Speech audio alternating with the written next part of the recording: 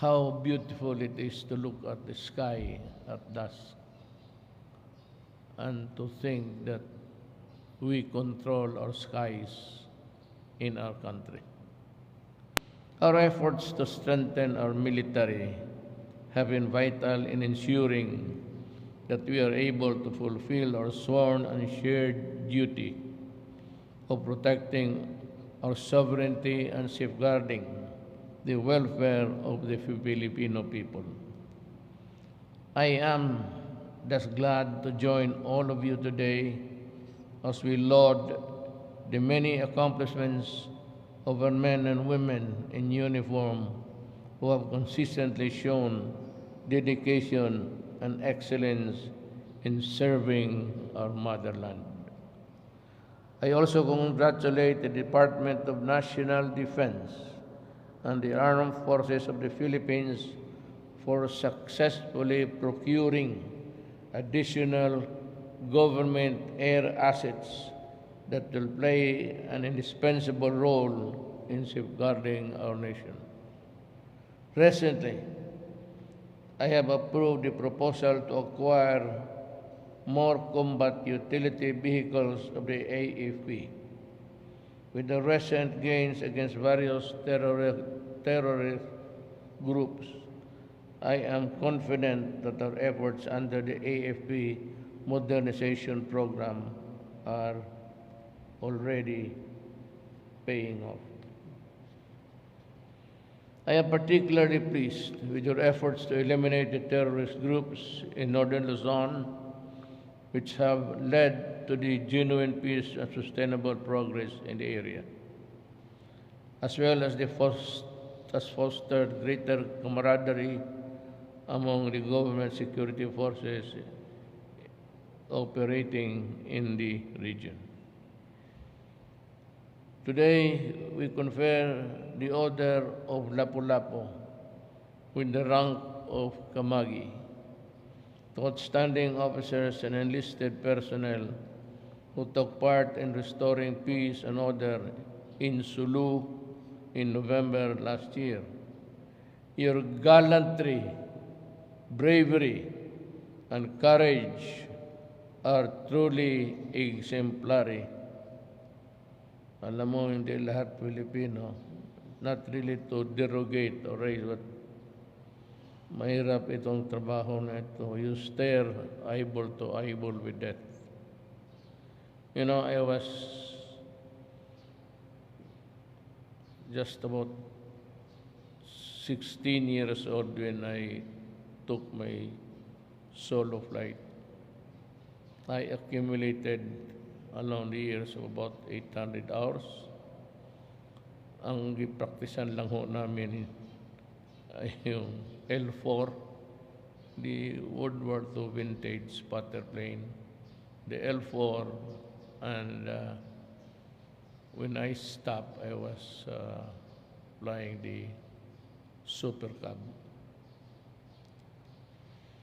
I hope that your fellow soldiers will look up to you as a source of inspiration and strength, especially when it is their turn to face the battlefield. As we celebrate your achievements, let us also take this occasion to remember the honor of our uniformed personnel who died in the helicopter crash in Bukidnon. I express my deepest condolences to the families they have left behind. Usap kasi kami, but the day after, I was talking to the DND secretary. Sabi ko, Del, palitan mo na yung, is there a way where we can replace itong the aging and the old UE? Alam mo, atin-atin lang ito, but we know deep in our hearts that every time that, old helicopter flies, medyo may kaba tayo that it can falter on its own with nobody's intervention. Nire-repair nga pero matagal na talaga. On all, the metal fatigue and the constant reboring sa pag-repair, it will take its toll on the helicopter itself. Sabi ko kay General Lorenzana na, is there a way where we can replace them? Sabi niya, we have a pending still order of 32. Is it 32?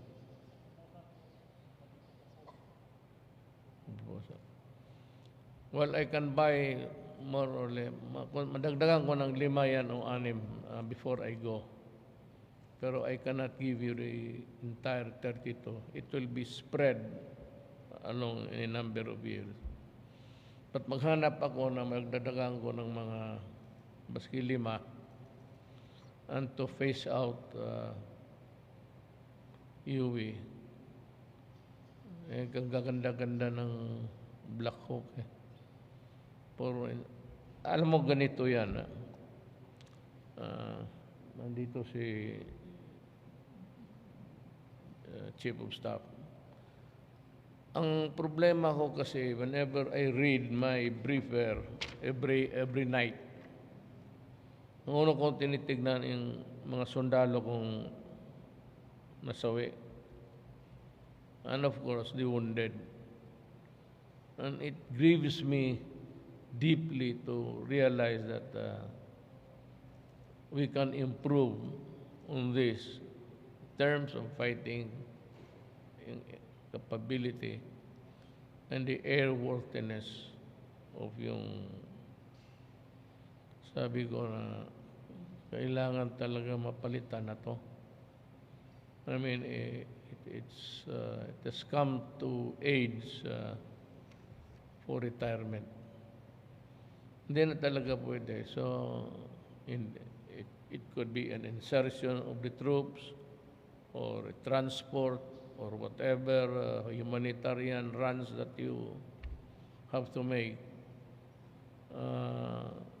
Itong mga bagong madagdagan lang naman sana. Hindi itong pwedeng na ganito lang kasi bugbog ito. Pag bugbog ang equipments mo, medyo alanganin rin tayo. So, kung madagdagan ng 32 yan, that would about maybe complete really the requirements. The standard minimum requirements of a working Air Force. Now, the reason why I am so... I'm walking on a tightrope, actually. I cannot afford to be brave in the mouth against China because, well, we are avoiding any confrontation. At a confrontation that would lead to something which we can hardly afford. At least not at this time. Kaya ako naman sa Amerika, well, in the past, marami silang ang paghihinakit ko rin. We ask so much of them because they have taken so much from us. Libre sila to advance their troops in our land. Okay lang yan sa akin. But we do not like it because we want to remain neutral. We do not want to quarrel with anybody. But for the reason is that the exigency of the moment requires their presence here. Okay na lang ako dyan. But in the past, we ordered so much from them and so much were not delivered at all. Kaya huwag ninyo ako. kaibigan ako ng Amerika, kaibigan ako ng China. But what I don't like is yung para kang bata na they promise you and ganon yan eh. Mapunta yung mga top brass nila, this group will promise you. Once they take off, they forget all about it. And nobody is following until you keep on reminding them. Until such time that I was able to talk to President Trump, sinabi niya what are our requirements. So we need the guided rockets. We have been asking for it. And as a matter of fact, we are willing to pay for it, Mr. President. But until now, it's still in the air. I think it was delivered after a few weeks, few months. Kaya ganon, do not be surprised with my... I'm not allied with anybody. I am ally. I'm ally. Ialay ko, buhay ko, pati ang alay ko, ang Pilipinas. Nobody else. Iyon ang tandaan ninyo. Kung marinig niyo ako, it's the game here is geopolitics. The theater is really geopolitics. So ako naman, I'm just hold on my salita ko, not really to seriously offend. But sinasabi ko sa kanila na hindi pwede ito. I would like to put on notice if there's an American agent here that from now on, you want the visiting forces agreement done? Well, you have to pay. It's a shared responsibility. But your share of responsibility does not come free. Because after all, when the war breaks out, we all pay.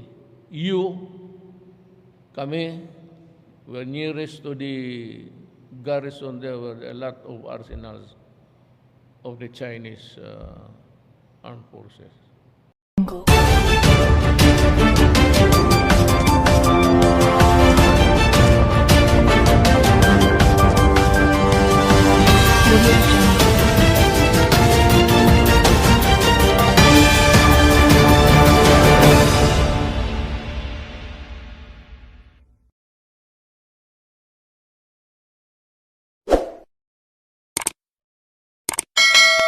For more updates, please share, like, and subscribe for V News and Trending.